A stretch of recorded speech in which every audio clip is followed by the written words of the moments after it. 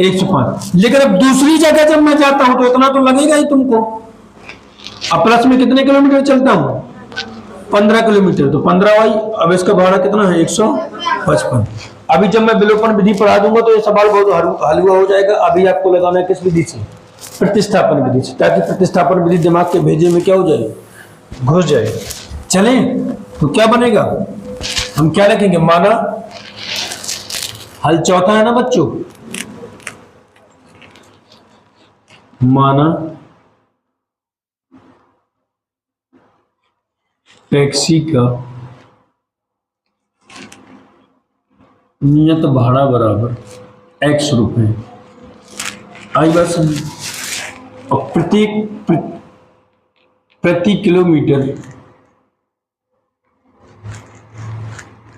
चली गई दूरी का भाड़ा बराबर y रुपए। आ रही बात समझ? प्रश्नानुसार मतलब x भाड़ा तो उसको लगना ही है, और 10 किलोमीटर चलता है तो क्या हो जाएगा? 10y बराबर टोटल भाड़ा कितना होगा बेटा? 105। पीछे वाले बच्चे पुनः प्रश्नानुसार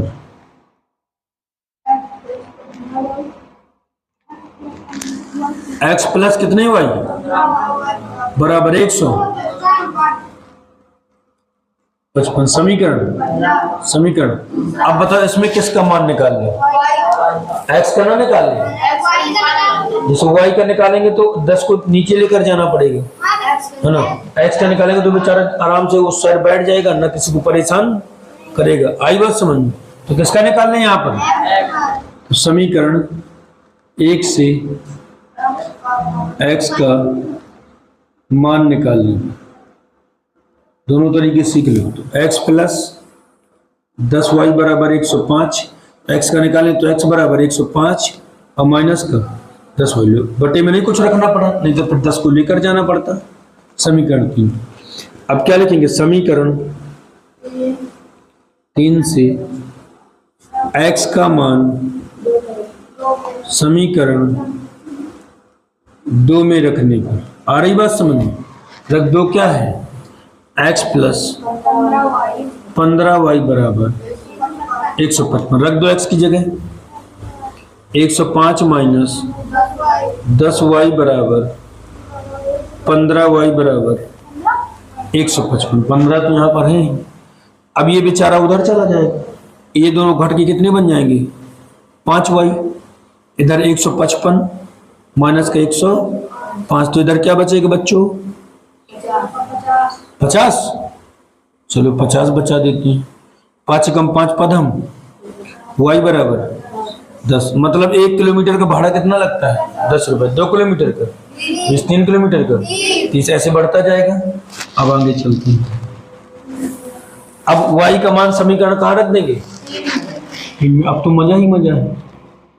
समीकरण 3 में y बराबर क्या रखने पर?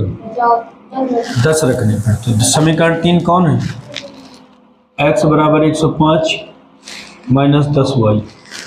तो x बराबर 105 माइनस 10 गुणे 10। तो x बराबर बच्चों 105 माइनस, तो x बराबर 5। मतलब वो तो वहां से घर तक आने में 5 रुपए लगना ही लगना है, मतलब निश्चित है वो भाड़ा। आई बात समझ?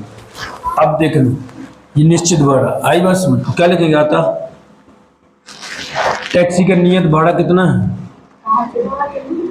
है ना? टैक्सी का नियत भाड़ा। अब पुराने जमाने में किताब बनी होगी, जो 5 रुपए रहा होगा 500 है ना।